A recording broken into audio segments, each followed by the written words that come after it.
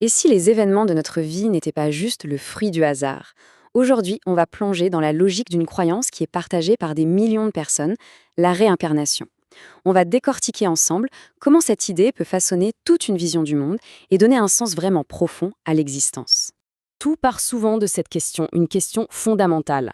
Face à ce qui nous semble être une injustice, face à la souffrance, ou simplement face au hasard le plus total, on cherche tous une explication. Pourquoi naître ici et pas ailleurs? Pourquoi faire face à tel défi et pas à un autre? Eh bien pour certains, toutes ces questions trouvent leur réponse dans une seule et même idée, la réincarnation. En fait, elle agit un peu comme une clé de lecture, un système de pensée qui vient mettre de la logique là où, avant, on ne voyait que du chaos. Voyons voir comment ça fonctionne.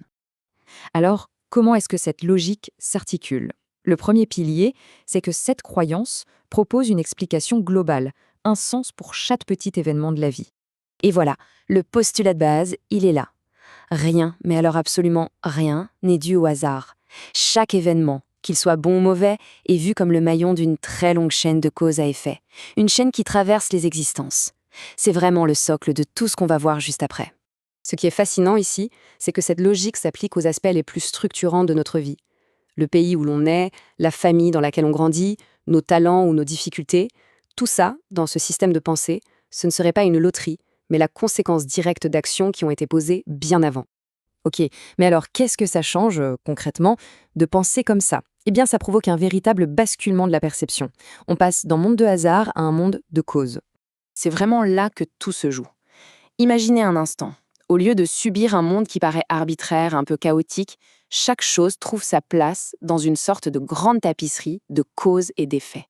Le monde n'est plus un adversaire incompréhensible, il devient lisible. Le contraste est assez frappant, non? D'un côté, on a la frustration. Pourquoi moi? Ce n'est pas juste. La vie est perçue comme un sac de nœuds. Et de l'autre côté, la perspective change du tout au tout. Ok, ceci arrive pour une raison.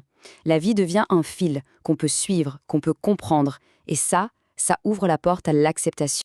Cette citation, elle est tirée de notre source et elle résume l'idée à la perfection. C'est l'affirmation que le fil conducteur de notre vie actuelle, eh bien, il prend racine dans un passé qui nous précède. Ça établit un lien de causalité directe à travers le temps. Cette nouvelle façon de voir les choses a une conséquence émotionnelle très, très forte. Elle mène à l'acceptation, en particulier face aux moments difficiles de la vie. Le point crucial, il est là. Si une épreuve n'est plus vue comme une injustice qui nous tombe dessus, mais comme la conséquence logique d'une cause passée, alors le sentiment de révolte peut commencer à s'apaiser. L'énergie n'est plus gaspillée à se battre contre le «pourquoi moi?», elle peut être utilisée pour comprendre le «pourquoi?». C'est un vrai cheminement mental qui se fait en 3 temps. D'abord, l'épreuve arrive. Ensuite, au lieu de chercher un coupable à l'extérieur, le regard se tourne vers l'intérieur. C'est la conséquence d'une cause passée. Et enfin, cette logique mène à l'acceptation. La responsabilité n'est plus projetée sur les autres ou sur le destin, elle est intériorisée. Mais attention, point très important, accepter ne veut pas dire se résigner ou baisser les bras. En fait, c'est même le contraire. C'est justement cette acceptation qui peut libérer une puissante volonté de s'améliorer. C'est une nuance qui change tout.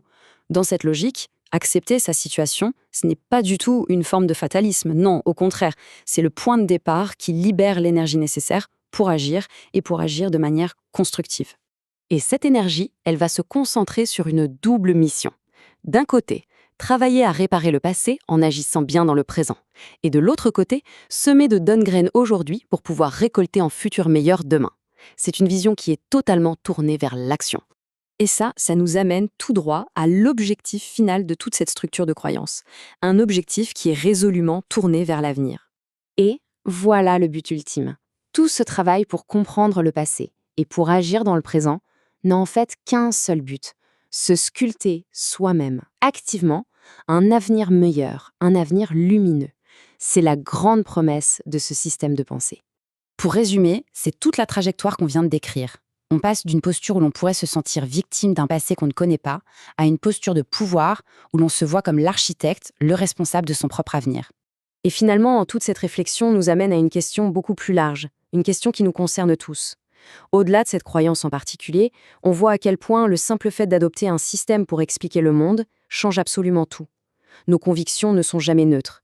Elles façonnent nos émotions, elles guident nos actions, et au bout du compte, elles dessinent notre avenir. C'est une pensée qui mérite vraiment d'être explorée.